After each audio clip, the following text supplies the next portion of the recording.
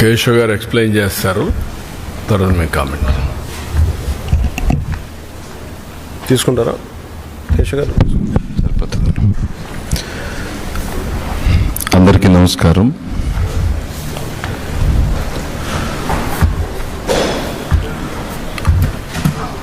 కోట్లాది మంది వెంకటేశ్వర స్వామి భక్తులకు ఎంతో కాలంగా ఉన్నటువంటి అనేక అనుమానాలకి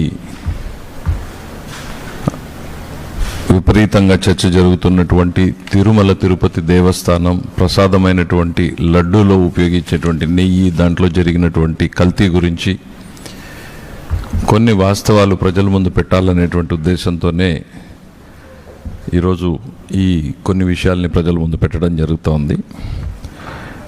కలియుగ ప్రత్యక్ష దైవంగా కొలిచేటువంటి వెంకటేశ్వర స్వామిని, ఆయన ప్రతిరూపం ఆల్మోస్ట్గా ప్రతి ఒక్కరూ కూడా ఆలోచించేటువంటిది లడ్డూనే కళ్ళకద్దుకుని తీసుకునేటువంటి ప్రసాదాన్ని ఎంతో పరమ పవిత్రంగా హిందువులు భావిస్తారు. అట్లాంటి లడ్డూని గత పాలకుల సమయంలో లడ్డూలో గట్టిగా ఉందని,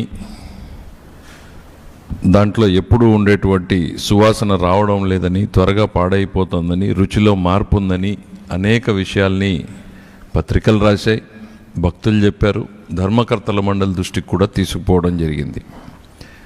2023లో అనుకుంటా అప్పుడు ఉన్నటువంటి ధర్మారెడ్డి గారి దృష్టికి పోర్టులో ఉన్నటువంటి కార్మికులు కూడా ఇది నెయ్యి అసలు పేరుకోవడం లేదు, నూనెలాగా జారిపోతూ ఉంది, దీంట్లో ఆ లక్షణాలు లేవు అని అంటే ఇది ఆర్గానిక్ నెయ్యి అలానే ఉంటుందిలే అని చెప్పినట్టు మన దృష్టికి రావడం కూడా పత్రికల్లో మనం అందరం చదివిన విషయాల్ని గుర్తు చేస్తూ ఉన్నాం. కొన్ని ఆ సందర్భంలో ప్రభుత్వం మారడం, చంద్రబాబు నాయుడు గారు ముఖ్యమంత్రి కావడం, ఎన్డీఏ కూటమి అధికారంలోకి రావడం, వచ్చిన వెంటనే ఆయన తీసుకున్నటువంటి ఫస్ట్ 2 డెసిషన్స్, ఆయన ఫంక్షన్ చేయాలి, ఆయన కార్యక్రమాలు ప్రారంభించాలి అని అంటే ఆయనకు ఒక కార్యదర్శి ఉండాలి కాబట్టి ఫస్ట్ రవిచంద్ర గారిని అపాయింట్ చేశారు. రెండవ నిర్ణయం ఆయన తీసుకున్నటువంటిది ఏంటి అని అంటే, ఏదైతే తన భక్తుడిగా ఆయన మనసుకు దగ్గరగా ఉండేదో, వెంకటేశ్వర స్వామి భక్తుడిగా అప్పటిదాకా జరిగినటువంటి చర్చని, వాస్తవాల్ని తీసుకురావాలి, ప్రజల్ని ప్రక్షాళన గావించాలనేటువంటి ఉద్దేశంతో తిరుమల తిరుపతి దేవస్థానం ఈవోగా ఆ రోజు వారు శ్యామలరావు గారిని నిర్ణయం తీసుకొని పంపించడం జరిగింది. వెళ్తూ ప్రక్షాళన చేయండి, ప్రసాదంతో మొదలుకొని అన్నింటిలోనూ కూడా పవిత్రత కనపడాలి, మీరు ఆ రకంగా తిరుమలని తీర్చిదిద్దండి అని చెప్పారని ఈవో గారే స్వయంగా అక్కడికి వెళ్ళి ఛార్జ్ తీసుకున్న టైంలో చెప్పారు. అంటే very simple, straight forward direction ముఖ్యమంత్రి గారు ఇచ్చింది తప్ప వేరే ఏం కాదు. ఆ దిశలో ఈవో గారు ఆయన విధి నిర్వహణ కర్తవ్యంలో భాగంగా ఒక మంత్లో వచ్చినటువంటి 4 ట్యాంకర్లు సప్లై జరిగినప్పుడు ఆ నెయ్యి శాంపిల్స్ని తీసి NDDB, national dairy development board, కాఫ్కి శాంపిల్స్ పంపించడం జరిగింది. నేషనల్ డైరీ డెవలప్మెంట్ బోర్డు మనకు తెలుసు, భారతదేశంలో అత్యున్నతమైనటువంటి సంస్థ. ఇట్స్ మదర్ ఆఫ్ డైరీస్ అని చెప్పొచ్చు, మదర్ ఆఫ్ డైరీ టెక్నాలజీ అని చెప్పొచ్చు. భారతదేశ డైరీని రూపుని మార్చినటువంటి సంస్థలు. ఎన్డీడీఎఫ్, సిఏఎల్ఎఫ్కి శాంపిల్స్ పంపించినప్పుడు కొద్ది రోజుల తర్వాత ఆ రిపోర్ట్లు రావడం, ఆ రిపోర్ట్లో మనం నివ్వెరబోయేటువంటి అంశాలని మనం చూడడం జరిగింది. సో మీ ముందుకి జస్ట్ ఆ ఒక్క లాస్ట్ పేజ్, దాదాపు 10 పేజీల రిపోర్ట్ ఉంటే దాంట్లో ఉన్నటువంటి లాస్ట్ పేజ్ని గతంలో కూడా చెప్పాం, మళ్ళీ చెప్పే ప్రయత్నం చేస్తున్నాం. S value equations for suspected adulterants as per ISO. Suspected adulterants, ఇవన్నీ కల్తీ జరిగాయి అని అనుమానిస్తున్నాము అనేటువంటిది ఆ ల్యాబ్ రిపోర్ట్లో చాలా స్పష్టంగా ఉంది. ఒక 5 అంశాలని వాళ్ళు ప్రస్తావించారు. 5 అంశాల్లో మొదటి అంశం ఏంటంటే సోయాబీన్, సన్ఫ్లవర్, ఆలియల్, rapeseed, linseed, wheat germ, maize germ, cotton seed, fish oil, ఇది number 1. Number 2 coconut oil, palm kernel oil రెండవది. మూడోది palm oil and beef tallow. నాలుగవది లార్డ్, అదర్ది టోటల్ అని పెట్టారు. సో అంటే ఎన్డీడీబీ కాఫ్ ఏదైతే భారతదేశంలో డైరీ డెవలప్మెంట్లో అత్యున్నత స్థానంలో ఉందో, పరీక్ష చేయడానికి అత్యున్నతమైనటువంటి టెక్నాలజీ రీసెర్చ్ ఇన్స్టిట్యూట్లో 4 శాంపిల్స్లో ఈ 4 వెజిటబుల్ ఆయిల్స్తో పాటు జంతు కొవ్వులు కూడా ఉన్నాయి అనేటువంటి నివేదికని బహిర్గతపరచడం జరిగింది.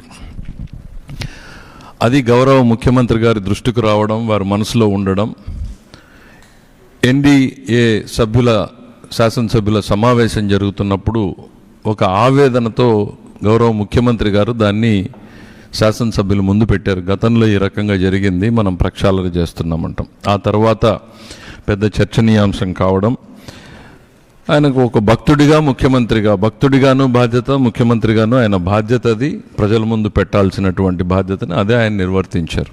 అందులో ఆ రోజు ఉన్నటువంటి రిపోర్ట్ని ప్రజల ముందు పెట్టారు ఆయన. అనంతరం జరిగినటువంటి పరిణామాలు ఏంటి అనేటువంటిది మనం చూసాం. సెప్టెంబర్లో తిరుపతి ఈస్ట్ పోలీస్ స్టేషన్లో ఈ ఎన్డీడీబీ రిపోర్ట్ ఆధారంగా ఇదిగో కల్తీ జరిగింది అనేటువంటి కేసుని అక్కడ ఉన్నటువంటి ప్రొక్యూర్మెంట్ జీఎం కేసు రిజిస్టర్ చేయడం, ఆ రిజిస్టర్ని దర్యాప్తు చేయడం కోసం సిట్ని ఏర్పాటు చేయవలసిందిగా ప్రభుత్వం ఆదేశాలు ఇవ్వడం జరిగింది. అయితే దాంతో కలత చెందినటువంటి గత తిరుమల తిరుపతి దేవస్థానం మాజీ చైర్మన్ సుబ్బారెడ్డి గారు సుప్రీంకోర్టుని ఆశ్రయించడం, సుప్రీంకోర్టులో వాళ్ళ వాదనలు విన్న తర్వాత దీంట్లో ఇంకో 2 సభ్యులను యాడ్ చేసి ఇది సిబిఐ ఆధ్వర్యంలో చేయాలి అని చెప్పడం మనం అందరికీ కూడా తెలిసిందే. ఈ ఇన్వెస్టిగేషన్లో భాగంగా అనేక అంశాలు ఇప్పటికే ప్రజల ముందుకు రావడం జరిగింది. ఒకవైపు ఈ సిట్ ఎంక్వైరీ తర్వాత ఒకటి ఛార్జ్షీట్ ఫైల్ చేయడం, సప్లిమెంటరీ ఛార్జ్షీట్ ఫైల్ చేయడం, ప్రభుత్వానికి ఒక ప్రత్యేక నివేదికని ఇదిగో ఇందులో జరిగిన తప్పులు ఇవి, వీళ్ళ మీద అధికారుల మీద లేకపోతే బోర్డు సభ్యుల మీద మీరు చర్యలు తీసుకోండి అని ఒక నివేదికని, తిరుమల తిరుపతి దేవస్థానానికి భవిష్యత్తులో జరగకుండా ఈ రకంగా నివారణలు చేయండి అనేటువంటిది ఒక సలహా ఇవ్వడం జరిగింది. తెలియక చేసేదాన్ని పొరపాటు అంటాం, తెలిసి చేసిన తప్పుని నేరంగానే పరిగణించాలి.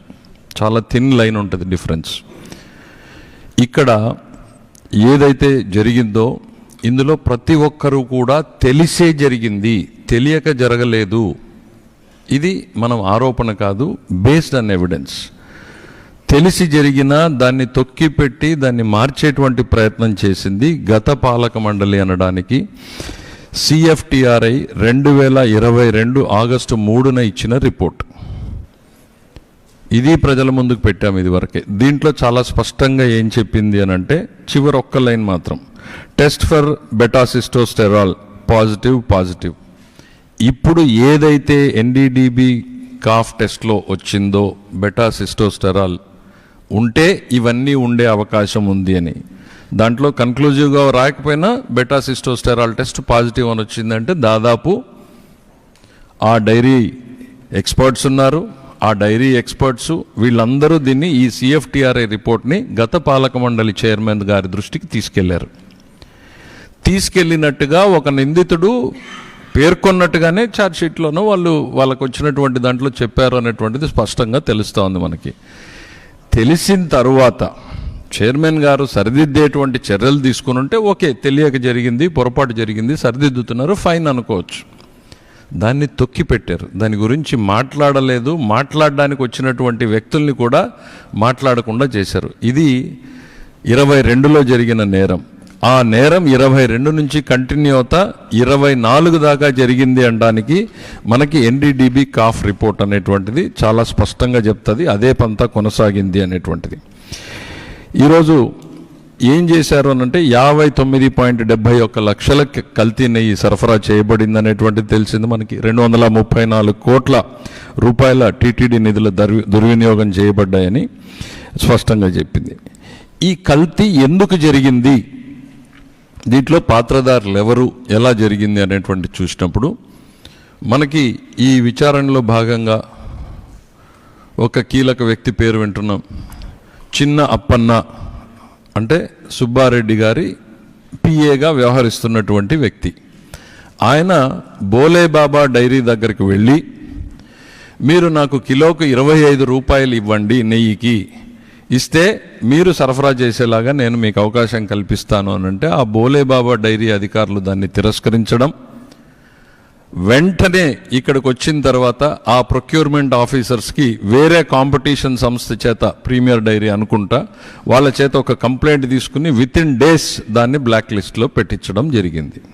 అంటే మా బలం ఇది, మీరు మేము చెప్పిన టర్మ్స్కి రాకపోతే మిమ్మల్ని ఈ రకంగా చేస్తామనేటువంటి ఎగ్జాంపుల్ని ఇచ్చిన తర్వాత నెగోషియేషన్ స్టార్ట్ చేశారు. మళ్ళీ అదే సంస్థతోనే చేసినట్టుగా తెలుస్తుంది. కాకపోతే బ్లాక్ లిస్ట్లో ఉండడం మూలాన వాళ్ళు పార్టిసిపేట్ చేయడానికి అవకాశం లేదు కాబట్టి ఆల్టర్నేటివ్ రూట్స్ను కూడా వీళ్ళే వెతికి పెట్టారు. ఏఆర్ డైరీ అనేటువంటి సంస్థ, వైష్ణవి డైరీ అనేటువంటి సంస్థ, అనేకమైనటువంటివి మీ అందరికీ తెలుసు. ఇవన్నీ కూడా ఏ రకంగా రూట్ చేశారు, ఎంత రూట్ చేశారు అనంటే ఎవరైనా లాభం కోసం సరఫరా చేస్తారు.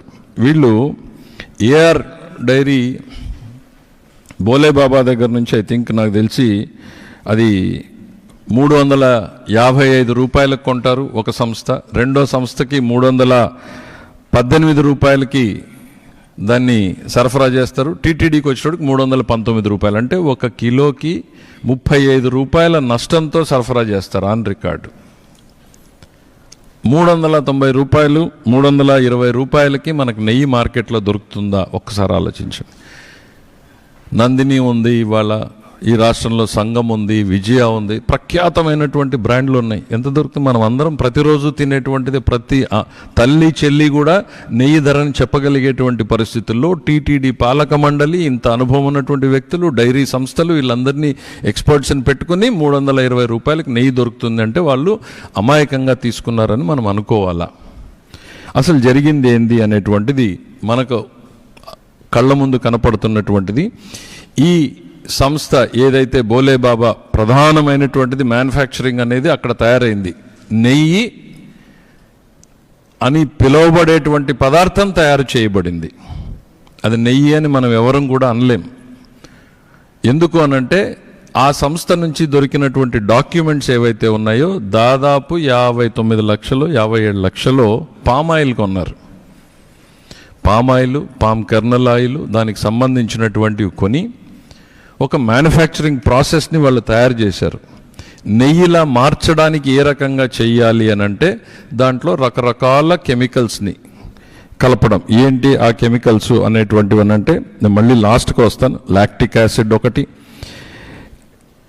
ఎసిటిక్ యాసిడ్ ఈస్టర్ అనేటువంటిది ఒకటి, మోనోగ్లిజరైడ్స్ ఒకటి. ఇవి ఎక్కడి నుంచి కొన్నారు? అరిస్టో కెమికల్స్ నుంచి కొన్నారు, సుగంధ ఆయిల్ అనే కంపెనీ నుంచి కొన్నారు, శివాన్షి ట్రేడింగ్ అనే దగ్గర నుంచి కొన్నారు.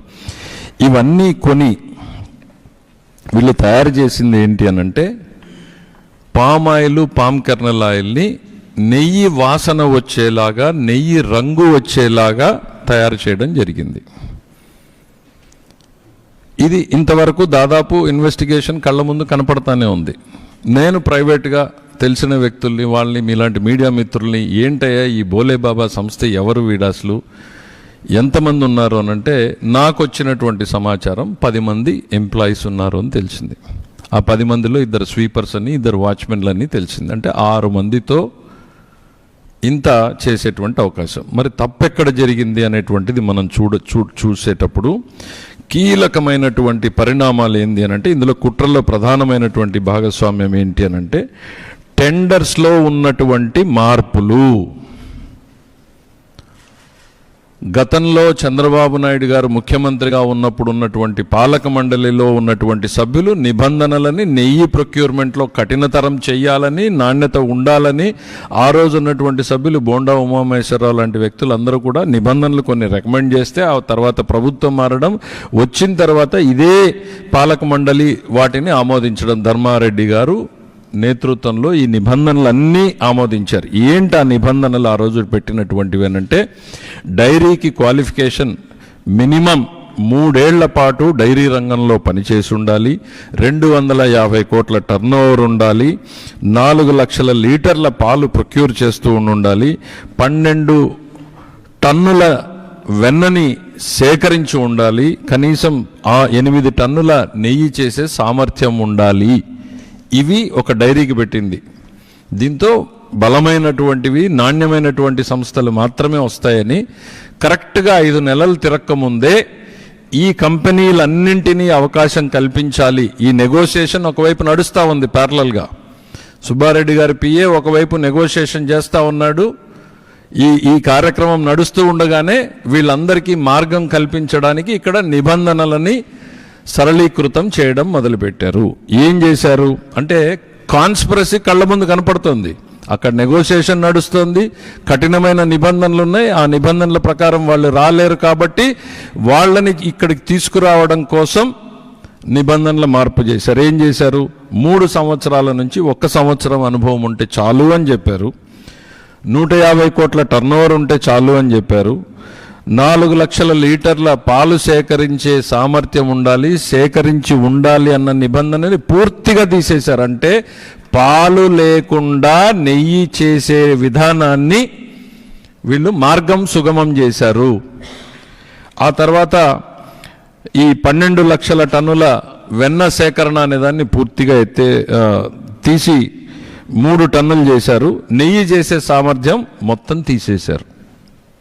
అసలు ఈ నిబంధనల మార్పుతోనే ఈ మొత్తం కాన్స్పిరసీ నడిచింది. ఒకవైపు నెగోషియేషను, మరోవైపు నిబంధనలను మార్చేటువంటి కుట్ర. మార్చి ఆ పాత్రదారులు వచ్చారు. వచ్చిన తర్వాత ఏం జరిగిందో మనం కళ్ళ ముందు చూసాం. పామాయిల్, కర్నల్ ఆయిల్ని పెట్టి వీళ్ళందరూ సరఫరా చేయడం. ఆ వైష్ణవి డైరీ అనేటువంటిది మనకి చదివితే అర్థమయ్యేది ఏంటంటే, బోలే బాబా రాలేడు కాబట్టి ఆ ఏఆర్ డైరీ మిగిలిన డైరీల్ని మాట్లాడుకున్నప్పుడు అది సిక్ డైరీ ఒక యూనిట్ అయితే దాదాపు మూతపడిపోయినటువంటి యూనిట్. వాళ్ళందరూ మళ్ళీ ఫేక్ డాక్యుమెంట్స్, తమకు అనుభవం ఉన్నట్టు. Bole Baba dairy fake documents create చేస్తుంది. ఇక్కడికి వచ్చినటువంటి మిగిలిన వైష్ణవి డైరీలు కానీ మిగిలిన డైరీలు కానీ మొత్తం ఫేక్ డాక్యుమెంట్లు, ఫోర్జ్డ్ డాక్యుమెంట్లు, పాలుగా ఉన్నట్టు, నెయ్యిగా ఉన్నట్టు రకరకాలుగా ఫోర్జ్డ్ డాక్యుమెంట్లు పెడతారు. అక్కడి నుంచి ట్యాంకర్లలో వచ్చినట్టు, ఇక్కడికి సరఫరా పోయినట్టు, ఇవన్నీ కూడా మనకి కమర్షియల్ ట్యాక్స్లో ఎస్టాబ్లిష్ చేశారు. అవన్నీ మన చెక్ పోస్టులు దాటాయా లేదా అని చూస్తే అసలు ఆ ట్యాంకర్ల మూవ్మెంటే లేదు. డైరెక్ట్గా ఎక్కడి నుంచి ఎక్కడికి పోయినాయి, రికార్డులో మాత్రం ఇంకో రకంగా పోయినట్టు. ఇంత నడిపితే కూడా అసలు అందులో నెయ్యి ఉందా, మిగిలిన ఏమైనా ఉందా అంటే 1 లీటర్ కూడా నెయ్యి లేదనేటువంటిది స్పష్టంగా చెప్పారు. ఇక 2 రిపోర్ట్లు నేను చెప్పాను. 3వది ఇవాళ జగన్మోహన్ రెడ్డి గారు కానీ వాళ్ళ పార్టీకి సంబంధించినటువంటి నేతలు కానీ ఇవాళ మాట్లాడుతున్నటువంటి మాటలను చూస్తే బాధేస్తుంది. మాకు ముఖ్యమంత్రి గారు దీని మీద ఎందుకు కాస్త తెలుగుదేశం పార్టీ ఆలోచించి అడుగులేసింది అనేటువంటిది కూడా ఈరోజు చెప్పాలి. దేవుడికి సంబంధించినటువంటి వ్యవహారం జాగ్రత్తగా మాట్లాడండి. మాట్లాడేటువంటిది తిరుపతి గౌరవానికి కానీ స్వామి ప్రతిష్టకు కానీ ఏ రకమైనటువంటి నష్టము కలగకుండా ఉండాలి మన మాటతోటి అనేటువంటిది చెప్పడంతో ప్రతి ఒక్కరూ ఆచితూస్తూ ఉంటే అదేదో చెప్పినట్టుగా సత్యం అడుగు బయట పెట్టే లోపల అబద్ధం ఊరు చుట్టేసి వస్తుంది అన్నట్టుగా మాకేదో క్లీన్ చిట్ ఇచ్చేసింది అన్న ప్రచారాన్ని చేసుకోవడం దుర్వినియోగం. ఈ సిట్ దాన్ని తర్వాత ఐసీఏఆర్ ఎన్డీఆర్ఐకి సంబంధించినటువంటి దానికి పంపితే వాళ్ళు ఏమన్నారు, ఈ ల్యాబొరేటరీకి ఏంటి ఎన్డీఆర్ఐ సంస్థ అని అంటే వాళ్ళు పంపించారు. ఒక నిమిషం, నేను దాన్ని క్వశ్చన్ చేయట్లేదు. ఎన్డీఆర్ఐ ఏం చెప్పిందో వాళ్ళ కవరింగ్ లెటర్లో, these samples were tested by laboratory in house methodology, మా సొంత మెథడాలజీతో మేము దీన్ని పరీక్ష చేశాం, which is not a routine method. ఇది జనరల్గా ప్రాక్టీస్లో ఉండేటువంటి మెథడ్ కాదు. ఇప్పుడు మనం బ్లడ్ శాంపిల్ ఇస్తాం, తిరుపతిలో ఇచ్చినా, ఢిల్లీలో ఇచ్చినా, విజయవాడలో ఇచ్చినా బ్లడ్ శాంపిల్కి 2-3 రెగ్యులర్ మెథడ్స్ ఉన్నాయి. ఇది అట్లా ఎస్టాబ్లిష్డ్ మెథడ్ కాదు. దీనికి థర్డ్ పార్టీ వ్యాలిడేషన్ ఇంతవరకు జరగలేదు, పెండింగ్లో ఉంది. సొంత మెథడాలజీ, జనరల్గా చేసే మెథడాలజీ కాదు, దీన్ని థర్డ్ పార్టీ వ్యాలిడేషన్ జరగలేదు. పోనీ ఇది ఏమైనాదంటే మేము ఇంతవరకు కమర్షియల్గా దీన్ని ఎక్కడా కూడా టెస్ట్ చేయడం లేదు. సో ప్రాబబ్లీ దీన్ని బట్టి అర్థమైంది ఏంటంటే this is the first report. దీనికి వ్యాలిడేషన్ ఉందా లేదా అనేటువంటిది మనం తర్వాత పక్కన పెడదాం. It is also submitted that at present we do not have the methodology to check the presence of the animal fat like tallow or fish oil. మాకు ఈ రెండింటిని చెక్ చేసేటువంటి సామర్థ్యం లేదని. ఒకవైపు ఎన్డీడీబీ కాఫ్ ఇచ్చినటువంటి రిపోర్ట్లో ఇవి జంతువు కొవ్వు కలిసేటువంటి అనుమానం ఉంది, అవకాశం ఉంది అనే అనుమానాస్పద వ్యక్తులుగా అక్కడ రిపోర్ట్ వస్తుంది. సిఎఫ్టిఆర్ఐ సిమిలర్ రిపోర్ట్ ఉంటుంది, దాన్ని తొక్కి పెడతారు. కానీ ఎన్డీఆర్ఐలో ఈ రిపోర్ట్ మాకు సామర్థ్యం లేదు ఈ పరీక్షలు చేసే అనేటువంటి వాళ్ళ రిపోర్టుని పట్టుకుని జగన్మోహన్ రెడ్డి గారు బయట మాట్లాడతారు. సరే, మనం జనరల్గా ఏం జరిగింది అనేటువంటి చూసినప్పుడు, ఒక భక్తుడిగా నేను కూడా ఆలోచించినప్పుడు అసలు అనిమల్ ఫ్యాట్ ఇందులో కలిసే అవకాశం ఎట్లా ఉంది అనేటప్పుడు వాళ్ళు చెప్పినటువంటి సంస్థలు మాత్రం చూశారు. ఇది నేను సిట్లో ఉన్నది కదా, వాళ్ళు చెప్పినటువంటి సంస్థలు ఏం చేశారు, ఈ అరిస్టో కెమికల్స్ కానీ, సుగంధ ఆయిల్స్ అనే కంపెనీ కానీ, శివాన్సి ట్రేడింగ్ కానీ, ఇట్లా కంపెనీలని వీళ్ళందరూ సప్లైస్ కొన్నారు, వాళ్ళ స్టేట్మెంట్లు తీసుకున్నారు. అయితే నేను కొంచెం ఇది పోయి అసలు ఏంటి ఎసిటిక్ యాసిడ్ ఈస్టర్స్ ఏంటి, మోనోగ్లిజరైడ్స్ ఏంటి, ఇవన్నీ చూసినప్పుడు వీటిని ఇంపోర్ట్ చేసుకున్నట్టుగా తెలిసింది. ఇది మరి సిట్ దాన్ని ఏ రకంగా చూసిందో మనకు పూర్తిగా తెలియాలి. ఈ ఇంపోర్ట్ ప్రధానంగా భారతదేశంలోకి ఎక్కడి నుంచి వస్తోంది అని చూసినప్పుడు కొరియా నుంచి ఎక్కువ దిగుమతి అవుతా ఉన్నట్టుగా తెలిసింది. సిట్ దీన్ని గమనించిందా లేదా నాకు తెలియదు. ఈ దిగుమతిలో ఎందుకు నేను దీన్ని ప్రస్తావిస్తున్నాను అనంటే, ఈ ఏవైతే ఎసిటిక్ యాసిడ్ ఈస్టర్స్ కానీ, మోనోగ్లిజరైడ్స్ కానీ 2 రకాల విధానాల్లో చేస్తారు అనేటువంటిది చెప్తా ఉన్నారు ఎక్స్పర్ట్స్. ఏంటంటే, ఒకటి oil based, vegetable oil based, రెండవది అనిమల్ ఫ్యాట్ బేస్డ్ అని. సో అనిమల్ ఫ్యాట్ బేస్డ్ చేసినప్పుడు ధర తక్కువగా ఉంది అంతర్జాతీయ మార్కెట్లోని. సో ఈ జరుగుతున్నటువంటి వ్యవహారాన్ని చూసినప్పుడు సిట్ ఈ కోణంలో చూసిందా లేదా అనేటువంటిది కూడా మనకు తెలియాల్సినటువంటి అవసరం ఉంది. ఇక్కడ నేరస్తులు ఎవరు అనేటువంటిది మనం చూసినప్పుడు వ్యూహాత్మకంగా ముందెళ్ళి మాట్లాడడము, దారికి రాని వాళ్ళని దారికి తెచ్చుకునేటువంటి ప్రయత్నం, దారికి వచ్చిన తర్వాత వాళ్ళ దారి సుగమం చేయడం కోసం నిబంధనలని సరళీకృతం చేసినటువంటి ఈఓ కావచ్చు, జేఈఓ కావచ్చు, చైర్మన్ కావచ్చు, వారికి సహకరించినటువంటి పర్చేజ్ కమిటీ సభ్యులు కావచ్చు, వీళ్ళందరూ కూడా ఈ కుట్రలో భాగస్వాములే, నేరస్తులే. There cannot be a difference. వీళ్ళు ఏదో అడ్మినిస్ట్రేటివ్ ల్యాప్స్ చేశారు, మిగిలిన వాళ్ళు ఏదో తప్పు చేశారు అనేటువంటిది కాదు. వీళ్ళందరూ కూడా ఈ కుట్రలో భాగస్వాములే, నేరస్తులే, ఈ కుట్రకు మూల పాత్రదారులే. రెండవది, ఇందులో ఈ ఎన్డీఆర్ఐ చివరిగా ఏదైతే వాళ్ళు ఇప్పుడు చెప్తా ఉన్నారో, ఎన్డీఆర్ఐ మాకు రిపోర్ట్ ఇచ్చింది అనేటువంటిది, ఇందులో 2 వ్యక్తులు ఉన్నారు. వాళ్ళ పేర్లు చెప్తాను. ఐ థింక్ జయరాజ్ అనుకుంటా, ఇంకొక అతని పేరు, 2 పేర్లు. వాళ్ళిద్దరూ కూడా ఈ ఎన్డీఆర్ఐలో పనిచేసేటువంటి వ్యక్తులు. వాళ్ళు ఇప్పుడు ఇందులో దోషులుగా పరిగణించబడుతున్నారు. వాళ్ళ రోల్ ఏంటి, ఎందుకు వాళ్ళు దోషులు అయ్యారు అనంటే, వాళ్ళు తిరుమల తిరుపతి దేవస్థానం అపాయింట్ చేసిన ఇన్స్పెక్షన్ కమిటీలో ఉన్నారు. వాళ్ళే వెళ్ళి ఇన్స్పెక్షన్ చేసి సర్టిఫై చేశారు. ఈ బ్రహ్మాండమైన సంస్థలోని దాదాపు 10 మంది వ్యక్తులు పనిచేస్తూ ఉన్నారు. ఇందులో ఇంత పెద్ద సంస్థానము నడిపేటువంటి శక్తి ఉందని వాళ్ళే ఎస్టాబ్లిష్ చేశారు. వాళ్ళు పనిచేసేటువంటి ఈ ఎన్డీఆర్ఐ ఏదైతే ఉందో అదే సంస్థ మళ్ళీ రిపోర్ట్ ఇస్తుంది. So this is an inference, I leave it to open. అందరం కూడా సమాజంలో మనం చూస్తూ ఉన్నాం. ఈ ఎన్డీఆర్ఐ సంస్థలో పనిచేసేటువంటి 2 వ్యక్తులే టీటీడీలో సెలక్షన్ కమిటీలో, ఇన్స్పెక్షన్ కమిటీలో వెళ్తారు. అది అద్భుతమైన సంస్థ అంటారు. ఇవాళ మళ్ళీ అదే సంస్థకి టెస్టింగ్కి వెళ్తుంది. ఆ సంస్థ గత ల్యాబొరేటరీ విధానానికి భిన్నంగా నివేదికని మా దగ్గర సామర్థ్యం లేదు అంటే మీరు ఏమైనా ఆలోచించుకోండి. పరీక్ష చేసే సామర్థ్యం మాకు లేదని చెప్పేస్తుంది. అంటే ఉంది అని చెప్తున్నట్ట, లేదు అని ఈ 2 చెప్పకుండా మా దగ్గర ఆ సామర్థ్యం లేదు అని చెప్తే, ఒకవైపు దేశంలో అత్యున్నతమైనటువంటి సంస్థ ఎన్డీడీబీ, వాళ్ళేమో ఇందులో ఉండే అవకాశం ఉంది అని ఇవ్వడం. ఇది నేపథ్యం. ఈ నేపథ్యాన్ని మీ ద్వారా ప్రజలకు వివరించడం కోసమే నా ఈ ప్రయత్నం. దయచేసి దీన్ని అందరూ కూడా ఇంకేమైనా క్లారిఫికేషన్స్ ఉంటే మీకు తర్వాత కూడా ఇవ్వడం జరుగుతుందని తెలియజేస్తున్నాను.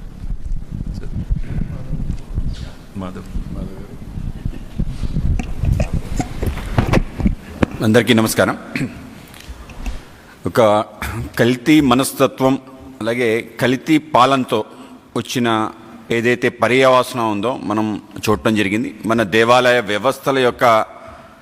వ్యవస్థని దిగజార్చే ప్రయత్నం, పవిత్ర మూర్తుల పైన దాడులు చేయటం, సుమారు 200 పైగా దేవాలయాలు గత ప్రభుత్వ హయాంలో దాడులు జరిగి అవి తుంటరి చర్యలుగా దాన్ని పక్కన పెట్టే ఒక ప్రయత్నం.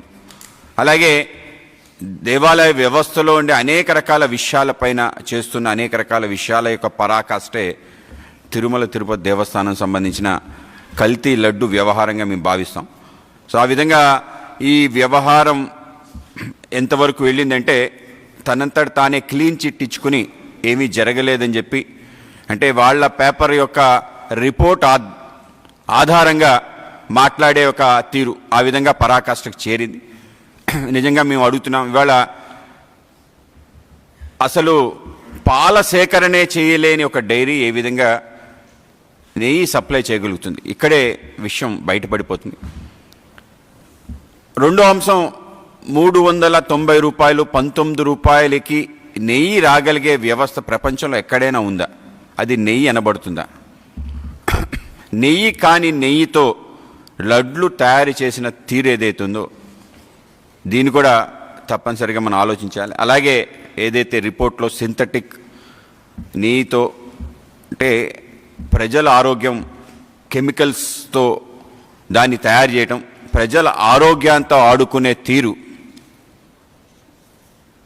అత్యంత పవిత్రంగా భావించి భక్తులు స్వామివారిని సేవ చేసుకొని వెళ్తున్న తరుణంలో తీసుకోబోయే అతి పవిత్రమైన వస్తువుని పైన ఈ విధంగా చేయాలి అనే ఒక మనస్తత్వం ఏదైతే ఉందో వాళ్ళ యొక్క దృష్టి ముఖ్యంగా రాష్ట్రంలో అన్య మతస్థుల యొక్క ప్రాబల్యం పెంచే ఒక ప్రయత్నం, దాన్ని ఒక ఓటు బ్యాంక్గా మార్చుకోవాలనే ఒక ఆలోచన, దీనికి పరాకాష్ట ఇది. ఆ విధంగా దేవాలయాలపై ఏం దాడులు జరిగినా ఏమీ జరగదు. పవిత్రమైన లడ్డు ప్రసాదాన్ని కూడా దాని పవిత్రత తగ్గించినా కూడా ఏమీ కాదు. ఆగమాలు అలాగే మిగతా అన్ని వ్యవస్థలు, సేవలు, వీటన్నిటిలో భగ్నం కలిగించే విధంగా నిబంధనలన్నీ కూడా తిలోదాఖలాలు ఇచ్చి ముందుకెళ్తున్న తీరు, అలాగే రివర్స్ టెండరింగ్ చేయటం జరిగింది. ఏ విధంగా నిబంధనలు అనేవి తుంగలో తొక్కి అనేక రకాల పేరాలు మార్చి ఎవరికైతే అర్హత లేదో అర్హత లేని వాళ్ళని తీసుకురావటం, కేవలం తిరుమల తిరుపతి లడ్డు విషయం కాదు, అనేక రకాల విషయాలు సేకరణ కాదు, రాష్ట్ర వ్యాప్తంగా జరుగుతున్న పెద్ద పెద్ద ప్రాజెక్ట్స్ దగ్గర కూడా అక్రమార్కులకి ఈ విధంగా ఇచ్చే ఒక వాళ్ళకి ఇవ్వాలి అనే ఒక ఆలోచనలో భాగంగా జరిగిన వ్యవస్థ. ఆ విధంగా గత ప్రభుత్వం మనం చూడటం జరిగింది. అది లడ్డూను కూడా వదలలేదు అంటే దీనికన్నా దారుణం ఇంకోటి లేదు. ఆ విధంగా ఉన్న వ్యవస్థ. అయితే ఇవాళ నిన్న ఆయన బేషరతుగా క్షమాపణలు చెప్పాలని చెప్పాడు. నిజంగా మేము అడుగుతున్నాం, ఎందుకు ఎవరు క్షమాపణలు చెప్పాలి? ఇవాళ ఏవైతే ల్యాబ్ రిపోర్ట్స్ని పక్కన పెట్టి మీ పేపర్ ఇచ్చిన అబద్ధాలపైన క్షమాపణలు చెప్పాలా అని చెప్పి అడుగుతున్నాం. ఇవాళ పవిత్రమైన నెయ్యి బదులు ఇవాళ సింథటిక్ నెయ్యి వాడినందుకు క్షమాపణలు చెప్పాలా? అలాగే సుమారు 250 కోట్ల పైగా దీంట్లో చేతులు మారాయని చెప్పి విస్పష్టంగా తెలుస్తుంది, అందుకు క్షమాపణలు చెప్పాలా? అంటే స్వామివారి యొక్క నిధులు దుర్వినియోగం అయిన క్షమాపణలు చెప్పాలా? సుమారు 58 లక్షల కేజీల యొక్క నెయ్యి దీనికి వాడినట్టు, అంటే ఎవరైతే నిబంధనలు లేకుండా అక్రమ మార్గంలో నెయ్యిని కూడా చేయలేని యొక్క వ్యవస్థలు కలిగిన వ్యక్తుల ద్వారా వాళ్ళ యొక్క సంస్థల ద్వారా తెచ్చిన నెయ్యికి సంబంధించి చెప్పాలా? అలాగే అన్య మతస్థుల్ని పెద్ద ఎత్తున చైర్మన్లుగా, మెంబర్లుగా, అనేక రకాల ఉద్యోగస్తులుగా పెట్టి పవిత్రతను భంగం కలిగించే అనేక రకాల ఉద్దాంతాలు జరిగినందుక అని చెప్పి మేము ప్రశ్నిస్తున్నాం.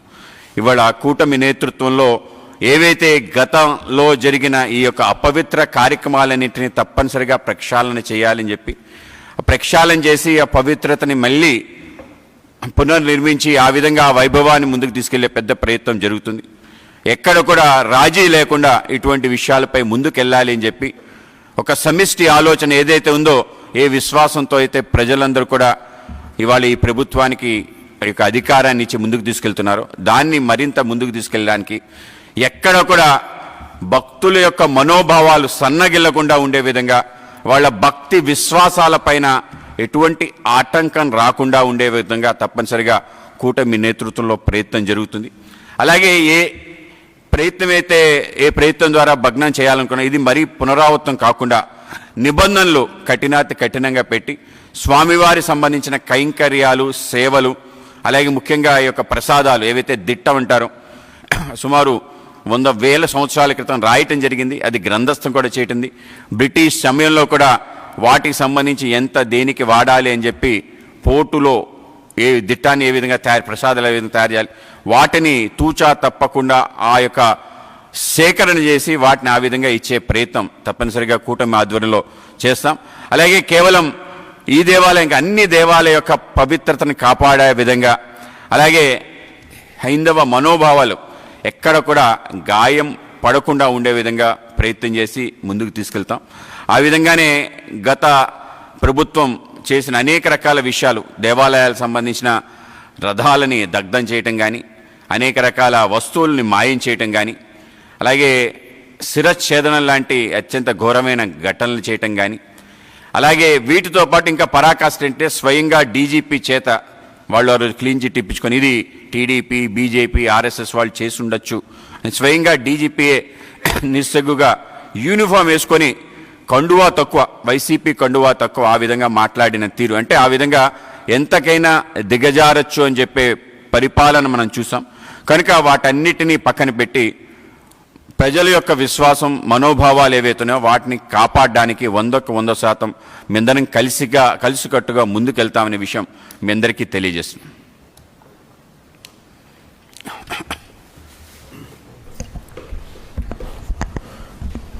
అందరికీ, పాత్రికేయ మిత్రులందరికీ నా హృదయపూర్వక నమస్కారాలు. ఇది చాలా సీరియస్ మతం అనగానే, ఫెయిత్ అనగానే, ధర్మం, ఇవన్నీ చాలా లోతైనవి, బాగా సెన్సిటివ్. కానీ ఇలాంటివి ఒక మాట మాట్లాడాలి అంటే చాలా చాలా ఆలోచించి దీన్ని ఎలాంటి పర్యవసనాలు ఎదుర్కోవాల్సి వస్తుంది ఇవన్నీ ఆలోచించే మేము మాట్లాడతాం. ప్రత్యేకించి జనసేన నుంచి గత 2019 నుంచి 2024 వరకు వారి పాలనలో, వైసీపీ పాలనలో చాలా సంఘటనలు జరిగినాయి. రిలీజియస్గా దాన్ని ఒక సెన్సిటివ్ ఇష్యూ జరిగినాయి మాట్లాడటానికి. ఉదాహరణకి రామతీర్థంలో రామచంద్రమూర్తి, శ్రీరాముడు, ఈ దేశం కొలిచే శ్రీరామచంద్రుడి విగ్రహాన్ని శిరచ్ఛేదం చేస్తే ఎవడో ఆకతాయి చేశాడు, ఎవడు పిచ్చోడు చేశాడు. పిఠాపురంలో అశుద్ధంతో విగ్రహాలని చేస్తే ఒక గుడిలో దాన్ని కూడా ఎవడో పిచ్చోడు చేశాడు. ఈ కల్తీల నేపథ్యం గురించి మనం ఎవరి గురించి మాట్లాడుకోవాలి, వాళ్ళ గురించి తెలుసుకోవాలి కొంత. అలాగే దుర్గమ్మ వారి ఆలయంలో వెండి విగ్రహాలు మన దొంగతనం జరిగితే ఇవి పోతే ఇంకోటి కొనుక్కుందాం, దీనికి ఏంటి బిల్డింగ్లు మేడలు కడతామా, మిద్దెలు కడతామా. అలాగే అంతర్వేదిలో రథం కాలిపోతే ఎవడో పిచ్చోడు చేశాడు. ఇలాంటి సంఘటనలు నెల్లూరు నుంచి మొత్తం రాష్ట్రం నలుమూలల 219 సంఘటనలు ఇలాంటి జరిగినాయి. డెసెక్రేషన్ ఆఫ్ టెంపుల్స్, దేవాలయాలు కావచ్చు, దేవాలయ పరిసర ప్రాంతాలు, దేవాలయాలు అపవిత్రం చేయటం. ఎక్కడ కూడా ఒక్కరి నిర్ణయం తీసుకున్న దాఖలాలు ఎక్కడా లేవు. ఇలాంటి నేపథ్యంలో కూడా ప్రత్యేకించి జనసేన నుంచి కానీ మేము ఎక్కడ చాలా దాన్ని పొలిటికల్గా కానీ దాని ఒక మైలేజ్ వస్తుందేమో, దాని ఒక ఎమోషనల్ ఓట్ బ్యాంక్, అసలు ఆ నిర్ణయం ఎప్పుడు తీసుకోలేం. పదే చెప్పాం, కరెక్షన్ చేశాం తప్ప. అంత నిబద్ధత పాటించిన మేము స్వామివారి పాదాల చెంత రక్షింపబడ్డ గౌరవ ముఖ్యమంత్రి నారా చంద్రబాబు గారు కానీ చాలా జాగ్రత్తగా, అప్రమత్తతోనే మాట్లాడతాం, చాలా జాగ్రత్తగా మాట్లాడతాం. ఎన్డీఏ సమావేశంలో మా అందరినీ ఉద్దేశించి మేమందరం కూర్చొని మాట్లాడే సమయంలో NDDM, national dairy development board, ఈ రిపోర్టు గౌరవ ముఖ్యమంత్రి గారు మాకు చదివి వినిపించారు. 3 రిపోర్ట్స్లో ఒక దాంట్లో వెజిటబుల్ ఆయిల్స్, నెయ్యి లేదు ఇందులో.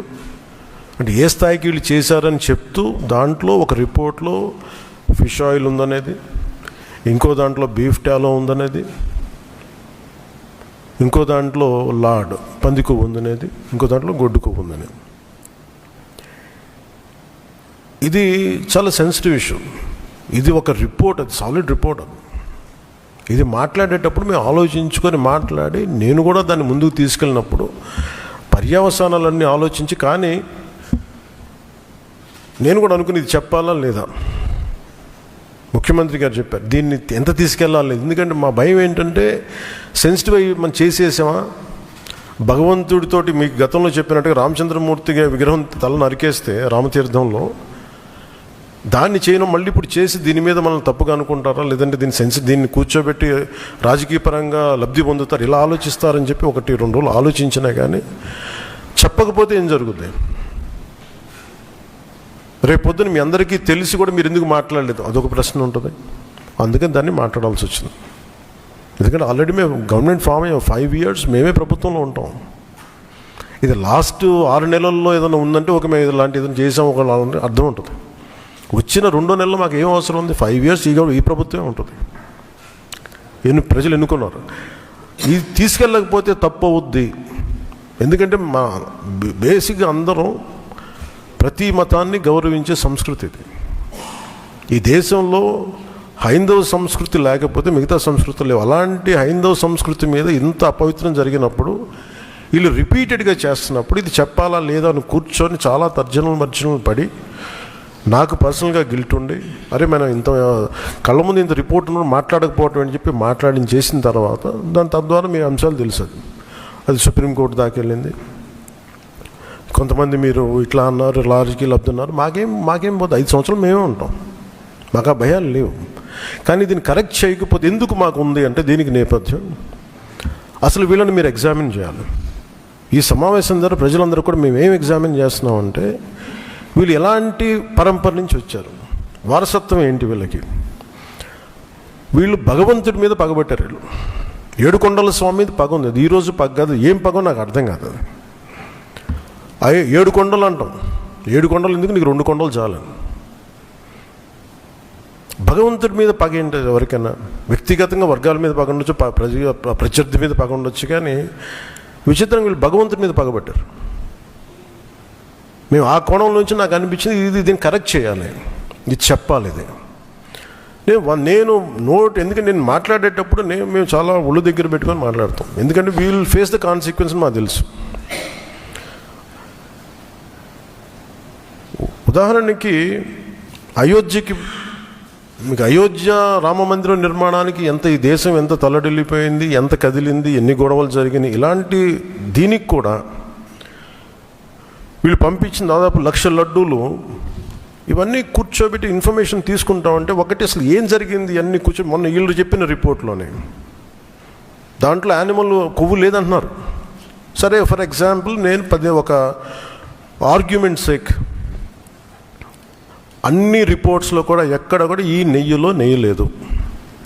59,70,000 పైచిలుకు కిలోలు ఉండే 59,70,000 కిలోల నెయ్యి మీరు ఇది ఈ అసలు కల్తీ నెయ్యి అని కూడా దీన్ని కల్తీ వనస్పతి, కల్తీ పామాయిల్ అనాలి దీన్ని. ఇవి దీంతో కలిపి ఇన్ని కోట్ల లడ్డూలు చేసిన తర్వాత దాంట్లో 1,00,000 లడ్డూలు అక్కడ కూడా పంపించారు, అయోధ్య కూడా పంపించారు.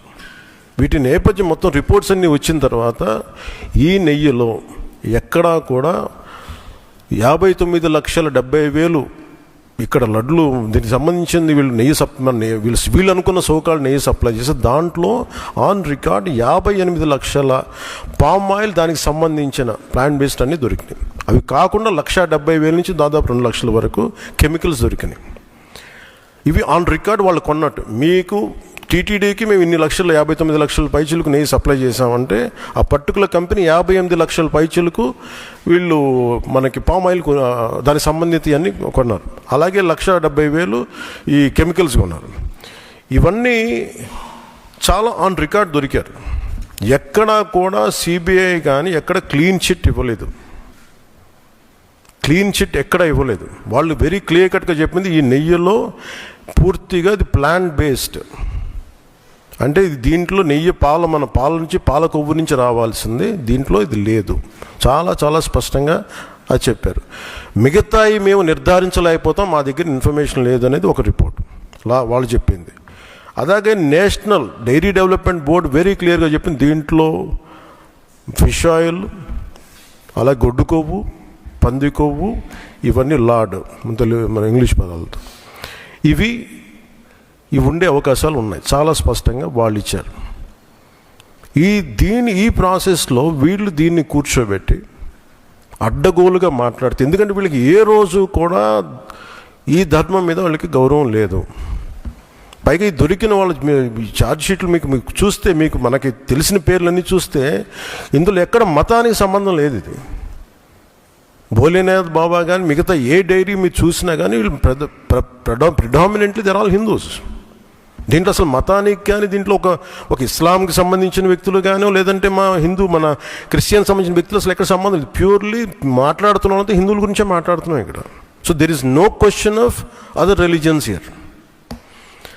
ఈ ప్రభుత్వం, గత ప్రభుత్వం విషయంలో కూడా మేమేం మాట్లాడుతున్నాం అంటే they never have respect for the traditions and dharma of this land.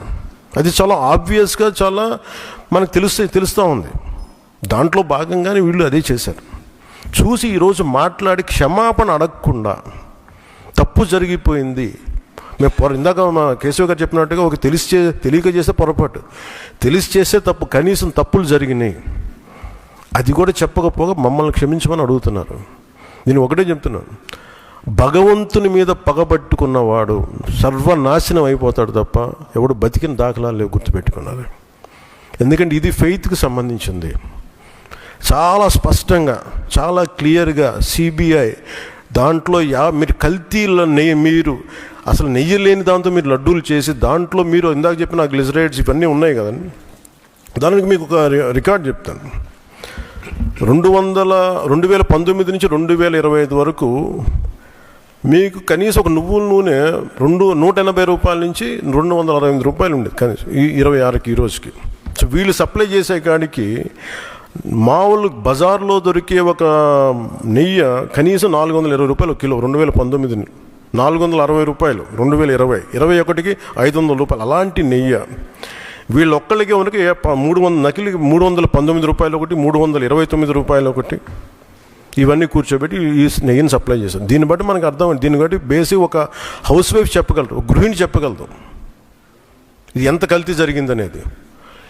ఇలాంటి నెయ్యిని కూర్చోబెట్టి ఇది భగవంతుడికి ఇచ్చి ఈరోజు బుకాయించి తప్పులు చేసి మళ్ళీ ఈరోజు ఏం లేదని మాట్లాడుతూ ఉన్నారు వీళ్ళు. మీరు వివేకానంద రెడ్డి గారు పబ్లిక్గా మర్డర్ జరుగుతుంది, రోడ్డు మీదకి వెళ్ళి చిన్నపిల్లడికి తెలుస్తుంది అత్యంత హేయమైనగా చంపేశారని. అది మర్డర్ కాదు, గుండెపోటని చెప్తారు. వెండి విగ్రహాలు పోతే, అమ్మవారి విగ్రహాలు పోతే పోయిందంటారు. విగ్రహం కాల్చి ఎవరిన అపవిత్రం జరిగితే ఎవడు పిచ్చోడు చేశాడంటారు. ఈరోజు కల్తీ జరిగింది మాట అసలు కల్తీ లేదు, ఇది పూర్తిగా మాకు క్లీన్ చిట్ ఇచ్చిందంటారు. దీన్ని బట్టి మనం అందరం అర్థం చేసుకోవాల్సింది ఇది వీళ్ళకి దీని మీద గౌరవం లేదు. వీళ్ళకి 7 కొండల వాడికి 2 కొండలు చాలు అన్న ఆలోచన విధానం నుంచి పుట్టిన వాళ్ళు ఈరోజు ఏ స్థాయికైనా దిగజారగలరో ఇది చాలా ప్రస్ఫుటంగా మనందరికీ తెలియజేస్తూ ఉంది. ఇది we are very very clear about protecting the traditional Hindu values, dharmic values. We are very clear about it. మేము చాలా చాలా స్పష్టంగా ఉన్నాం. మేము ఇక్కడ కల్తీ జరిగింది అంటే వేరే మతాలు అనటం కానీ వేరే విశ్వాసాలను కించపరచడం కానీ ఎక్కడ లేదు. ఒక తప్పు జరిగింది, అడల్ట్రేషన్ జరిగింది. We are very clear about it. దీని వెనకడిగే వేసే లేవు. చాలా పొరపాట్లు జరిగినాయి. ఇది రిపీటెడ్ పొరపాట్లు కాస్త వీళ్ళని చూస్తే 2022లోనే వీళ్ళకి తెలియజేశారు. వీళ్ళకి ఇక్కడ కల్తీ జరిగింది 2022 రిపోర్ట్ ఇస్తే నేను క్యాబినెట్లో మాట్లాడుతూ ఉంటే దాన్ని తొక్కేశారు.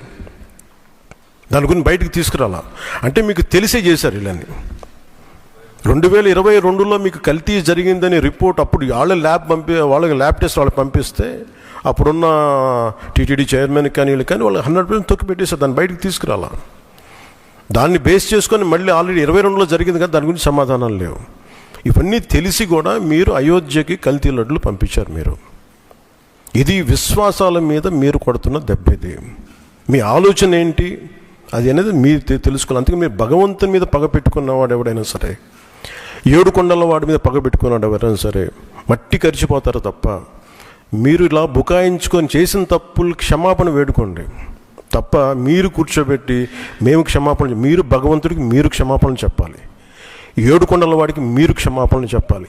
ఇది ఈరోజు మీరు మాట్లాడుతుంది ఈ రోజుతో ఆగదు. ఇది ఐ విల్ మేక్ షూర్, మా కూటమి will make sure that you will be liable everyone, ప్రతి ఒక్కరు కూడా.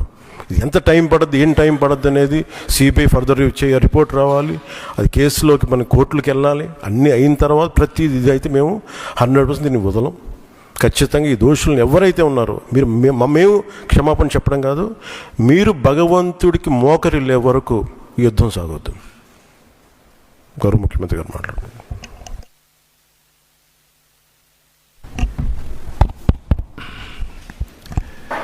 అందరికీ నమస్కారాలు. ఇప్పుడే కేశవ్ గారు వాస్తవాలన్నీ కూడా డాక్యుమెంటరీ ఎవిడెన్స్ సహా వారు ఎక్స్ప్లెయిన్ చేశారు. అదే మరి మాధవ్ గారు డిప్యూటీ సీఎం గారు మాట్లాడబడి చాలా స్పష్టంగా డీటెయిల్స్ అని చెప్పారు. ఇది ప్రజల మనోభావాలకు సంబంధించిన విషయం. ఈరోజు ఒకసారి ఆలోచిస్తే నాకు వెంకటేశ్వర స్వామితో ఒక విధంగా మా ఇంటి కులదైవం. అంతేకాకుండా నేను చిన్నప్పటి నుంచి మా ఊరు నుంచి లేకపోతే మా ఇంటి దగ్గర నుంచి వెంకటేశ్వర స్వామి నామాలు మంగాపురం ద్వారా కనపడుస్తూ ఉంటాయి. అది చూసినప్పుడంతా ఆ భక్తిభావం కానీ ఆయన యొక్క ప్రభావం రీఇన్ఫోర్స్ అవుతూ వచ్చేది. మేము చిన్నప్పుడు బ్రహ్మోత్సవాల సందర్భంలో శనివారం వస్తే ఒక్క పొద్దులుండి మొక్కులు చెల్లించుకున్న తర్వాతనే భోంచేసి సాంప్రదాయ ప్రకారం పెరిగాం. ప్రతి సంవత్సరం పరీక్షలు రాసిన తర్వాత దేవుని దగ్గరికి నడిచిపోయి అక్కడి నుంచి మళ్ళీ నడిచి తిరుపతికి వచ్చేవాళ్ళం. ఈ దారిలో పోయి ఆ దారిలో వచ్చేవాళ్ళం. అలాంటిది ఇటీవల కాలంలో కొన్ని అపచారాలు జరిగే పరిస్థితి వచ్చింది.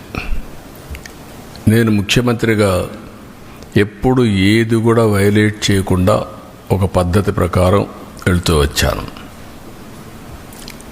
2003లో నా మీద హత్యా ప్రయత్నం జరిగింది. అది సాక్షాత్తు అలిపిరిలో. ఆ రోజు నేను ఒక పవిత్రమైన కార్యక్రమానికి శ్రీకారం చుట్టాను. అది ప్రాణదానం, కార్పస్ అభివృద్ధి చేయడానికి సిమ్స్లో ప్రారంభించి ఆ రోజే ఆనాటి చైర్మన్ టీటీడీ ఆదికేశులు గారు 1 కోటి రూపాయలు ఫస్ట్ విరాళం ఇస్తే దాన్ని అక్నాలెడ్జ్ చేసి అనౌన్స్ చేసి కొండపై పోయేటప్పుడు దగ్గర 23-24 క్లేమోర్ మైన్స్ నా మీద ప్రయోగించడం, కొన్ని క్లేమోర్ మైన్స్ వచ్చి నా కారు కొట్టడం.